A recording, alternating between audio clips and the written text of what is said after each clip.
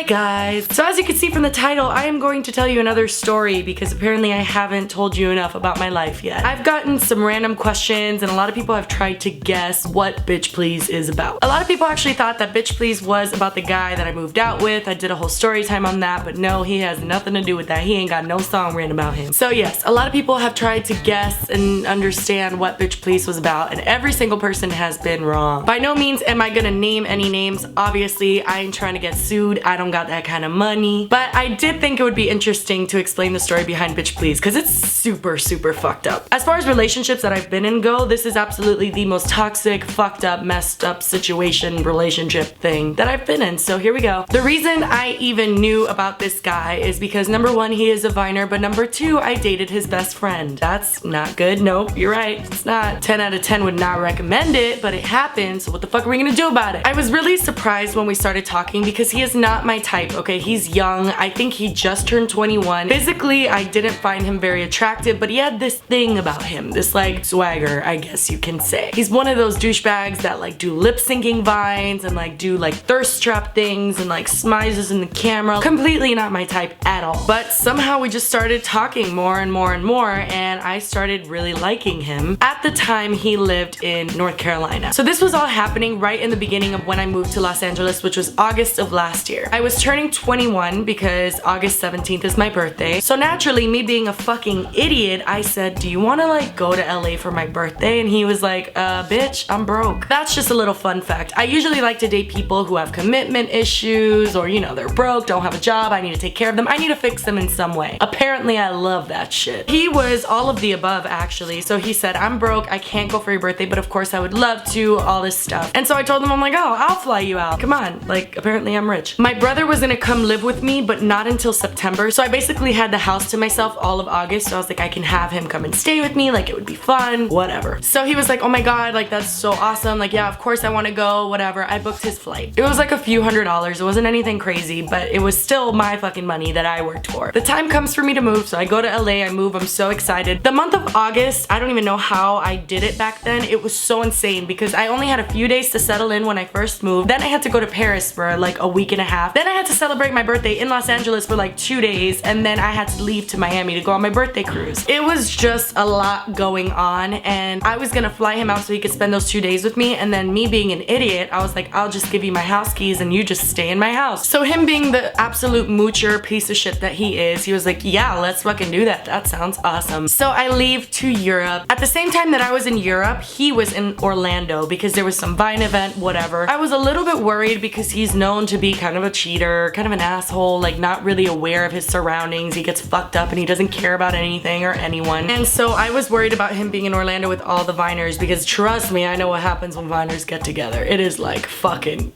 it's disgusting. But I trusted him because honestly, I'm just that type of person. Like, yes, you can get burned once or twice, but you can't walk around not trusting anyone because of something one person did to you. So if you don't give me a reason to not trust you, then I'm gonna trust you. So I trusted him. When I was leaving the Barcelona airport to head back to the United States, I got a DM on Twitter from a girl. She had let me know that this guy that I was dating had invited her into his hotel room because that's how that clique of guys is. They will use the fact that they are well known on the internet to get dating possibilities or whatever, or let's be real, try to fuck, which I think is sickening and an absolute abuse of power, but it happens way more than you guys think. She told me that he invited her to his hotel room, tried to kiss her, she didn't want to kiss him, tried to do more with her, she didn't want to do more, so then he kicked her out and called her ugly because that is the type of person he is. You know, those people that get rejected and then their egos are so hurt that they feel the need to insult you. I have no tolerance for anyone forcing themselves on anyone. It doesn't matter the gender. It's fucked up, it's stupid. I have zero tolerance for it, especially when you have a girlfriend. It's just like a mixture of shit. So I was furious. I called that motherfucker and I let him have it. I was in the middle of Barcelona airport crying my fucking eyes out. It was horrible. I was just devastated. I couldn't understand how someone could do that to me, and I was being this faithful person that was buying flights. And although you will see patterns throughout this video that if you want to call me stupid, but one thing I am not is weak. So I let that motherfucker know that I was canceling his flight. He could go fuck himself and have have a nice life, bye. He basically denied everything to me, and I was so conflicted because when you're in those situations, you want it not to be true. So you try to convince yourself that what he's saying is true. I wasn't buying it, but like in my heart, I was like, maybe what he's saying is true. Regardless, I canceled the flight. I had to pay $50 to cancel it. I was like, honestly, just cancel it. They're like, you can't get it back. Are you sure you want to cancel it? I said, cancel it. I don't care if I get money back. They said, okay. They canceled the flight. I let him know, go fuck yourself. Flight is canceled. Goodbye. Then I went back to Los Angeles to celebrate the few days that I had for my birthday. Basically, he was just talking my ear off. Like, if I blocked his number, he would call me from someone else's number, and he would just be like, you don't understand like how much I need you in my life. You're such a good influence on me, and I'm such a fucking idiot, and all this stuff. All this stuff. Now, this is not my proudest moment by any means, but I will say that I did forgive him. I know, you don't have to fucking tell me, okay? I know. So I forgave him, and I called and booked him another flight.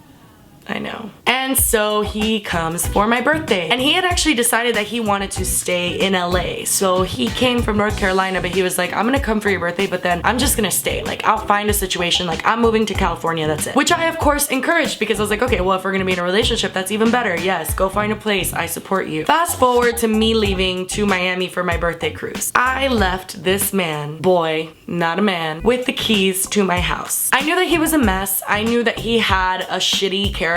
I knew all of the things that I needed to know to make the decision to not give him the keys, but I still gave him the keys. My mom knew about him at that point, and she knew that he was with me in my house, and she goes, don't you dare leave your keys with that guy, Jessi. I know you, and I know that's something you would do. Don't do it. This is your home. If he does anything, it's you that's fucked, you that's gonna be at risk. And I was like, Mom, I won't do it, I swear. I promised her that I didn't do it. I promised everyone that I didn't do it. But I did. I left him with my motherfucking keys to my motherfucking house. And I went to Miami, and him and I were talking every day and FaceTiming, and he would ask me like if someone could come over and all this stuff, and I was like, oh, this is actually going pretty well. So I figured because he was asking me about the food and the people that everything was going fine, everything was nice in my house, and I just had this beautiful picture of how things were going. So I went on my cruise, everything was fine. I didn't even so much as dance with a male, okay? I was like super good. I was like, I'm not even gonna talk to nobody, like I got my boo. So fast forward, because I don't want this story to be like 18 minutes long, I was at my house one night. He basically started talking to me about my place, and he's like, so am I gonna have to leave when you get here? And I was like, yeah, dude, my brother's coming to move in with me, and I don't have the space, and also that's just not really appropriate. Like, we're not gonna live together. This set him off completely. He was like, well, where am I supposed to go? Well, I guess I'll just go home then, because now I'm not gonna have anywhere to go, blah blah blah blah blah. I was like, are you fucking kidding me? I just gave you my house, okay? The keys to my motherfucking house. You're in Los Angeles because I motherfucking flew you there. Like, you need to be grateful, bitch. You should be motherfucking licking my toes. Ew, maybe not. Whatever. Point is, he started getting upset with me. I sent him a long paragraph, not even being upset, because that's how into him I was. I was giving him a long paragraph on how he can find a place. All he has to do is set his mind to it, and he needs to find a job if that's what he needs to do, but it doesn't matter. If he wants to be here, he can be here. And he didn't answer. I'm sorry. I know you're not in my house ignoring my texts. I know you're not using my electricity to charge your phone that you're not answering me on. So my Cuban kicked in, and I was like, oh,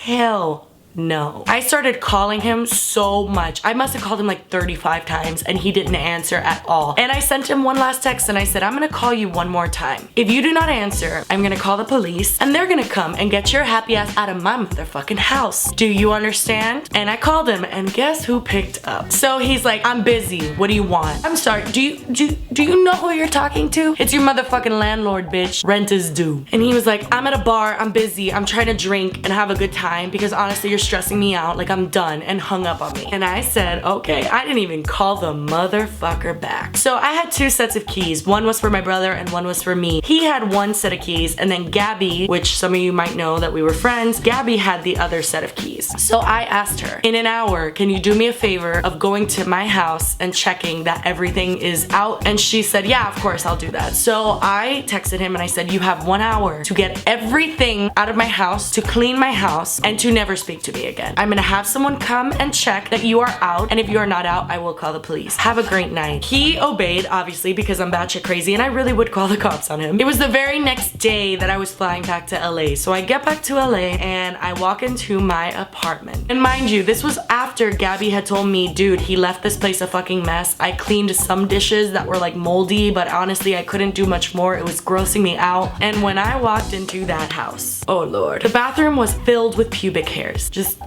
filled. And that's why in the video, there's pubic hairs everywhere. Like, he was just disgusting. How do you even have that many pubic hairs? I could make a full wig out of how many pubic hairs I found in that bathroom. And even worse, I found tissues with girls' makeup on it. I found hair, girl's hair, in my hairbrush that was not blonde. And I found hair on my bed. So you can draw your own conclusion to what you think happened in my motherfucking house on my motherfucking bed. I did confront him about it, but it wasn't even all pissed off. I was just like, you're honestly disgusting.